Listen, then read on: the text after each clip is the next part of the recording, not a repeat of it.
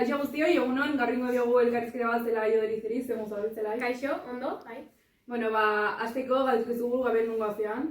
Txarrikoa naiz, Iruñako herri ondoko batekoa. Bai, eta hori tezu bizitza, o... Bai, betian familiakat, lagunak inguruan, amaren familiakat eta bertan, bai. Zaze ikastezu? Kazetaritza hemen, UPV Leioan. Ordu noain hemen bizitzea, edo hor jarraitzezu bizitzen? Bai, hemen egiten dut, ikasketak direla eta astean zehar hemen nago, asteburuan etxera joaten naiz, familiarekin. Eta gustora zaude Bilbon? Bai, gustora, azkenan oso desberdina da, etxarren bizitzearekin alderatuz, baina bai, gustora ikasketekin, hemengo lagunekin, eta ondo. Ikasketetan barneratu, zemuz karrerarekin gustora zaizu? Ondo bai, oso gustora, sana gustoko dut, pasaien urtean baina gustora goitortzen naiz, azkenean bigarren mailan ere egite ditugun ikasgaiak kazetaritzarekin zer ikusi gehiago daukate, lehenengo mailan pixkat gehiago globalagoa da, eta bai gustora. Bueno, eta zergatik aukeratu zenun? Kazetaritza, azkenean asko gustatzen zait, jendearekin hitz egitea, asko gustatzen zait, komunikazioa, eta interesgarria iruditzen zitzaidan,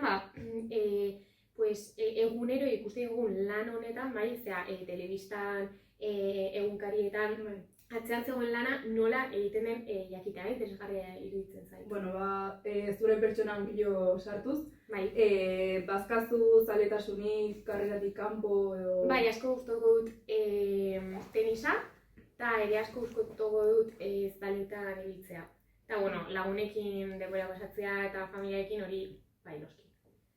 Badituzu maniarik edo zerbait arrarorik jendeak ez duna ezagutzen? Bai, begira, badago mania bat pixkat arraroa, bai, esan daitekena.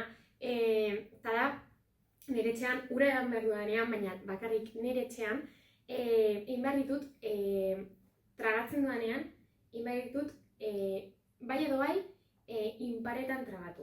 Osea, ez dinaiz, ura behatetik joan, egiten behar ditut adibidez, lau tragu. Nondik datorkizu? Ez dakit egia sana, egun batean... Txikitatik? Bai, txikitatik, helduagoan nintzen, uste dut hasi nintzela egiten, ez dakit zer arrazoirengatik, baina, bai.